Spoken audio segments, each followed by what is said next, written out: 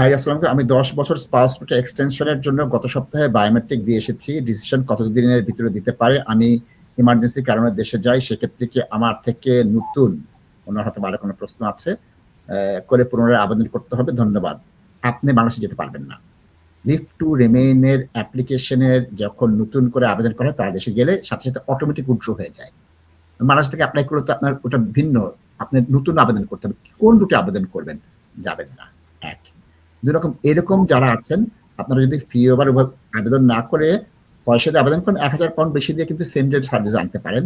আমি একে বলবো তামান্না যে ওনাকে আপনি যায়েন না, গেলে আপনার ভিসা রিভোক হবে এবং নতুন করে ভিসার আবেদন করতে পারবেন না। তাজ ভাই প্লিজ।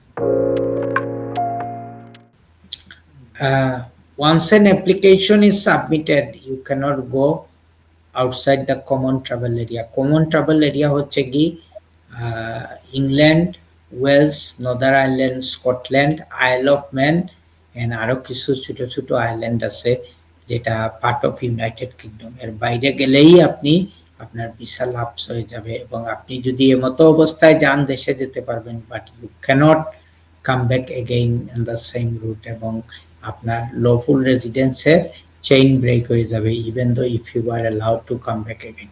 Thank you. ধন্যবাদ ভাই, ধন্যবাদ। আমরা চলে যাই পরবর্তী কল বা কমেন্টে কে আছেন দর্শক। আসসালামু আলাইকুম। আসসালামু আলাইকুম। আমার একজন আপু, উনি স্টুডেন্ট ভিসায় মাস্টার্সে আসছিলেন ডিপেন্ডেন্ট সহ, পরে ওনার ডিপেন্ডেন্টের সাথে ডিভোর্স হয়ে যায়। উনি এখন পিএসডব্লিউ তে আছেন। এখন উনি যদি আবার স্টুডেন্ট ভিসায় সুইচ করেন রিসার্চ মাস্টার্সে, পরে কি আবার বিয়ে করে নতুন ভাবে স্টুডেন্ট অন্য কাউকে ডিপেন্ডেন্ট করতে পারবেন? ওনার কি ইউকে তে ফাইনাল ডিভোর্স হয়েছে? হ্যাঁ, ইউকে তে ফাইনাল ডিভোর্স হয়েছে। তাজ ভাই? নাসিব ভাই, ইট উড বি পসিবল। জি, আপনি আনতে পারবেন। তাজ ভাই বলছেন আনতে পারবেন। ওইটা পারা যাবে ভাইয়া, বাট একটু কেয়ারফুলি পেপারওয়ার্ক গুলা হ্যান্ডেলিং করেন প্লিজ। Thank you. ধন্যবাদ। তাজ ভাই কেয়ারফুল কেন বলছেন? এখানে কি অসুবিধা?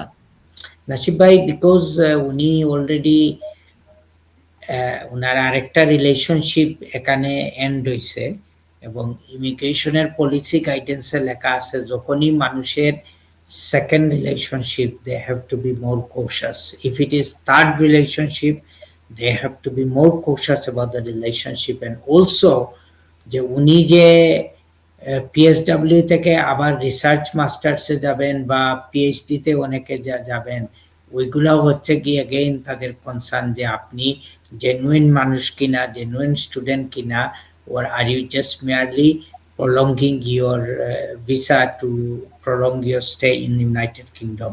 So ওই জিনিসগুলোর কারণেই আমি বলছি নাসিব ভাই কেয়ারফুল থাকতে। এক্সেলেন্ট তাজ ভাই।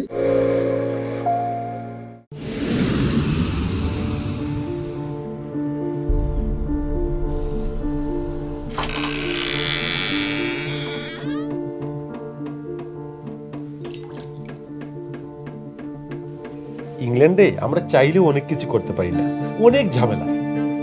হায় রে হায়, লন্ডনের এই জীবনে ঝামেলার কোনো শেষ নাই। আমি লাল, আমার ইমিগ্রেশন, ঘর, ব্যবসা সবকিছুর ঝামেলার সমাধানে সবসময় পাশে আছে তাজ সলিসিটার।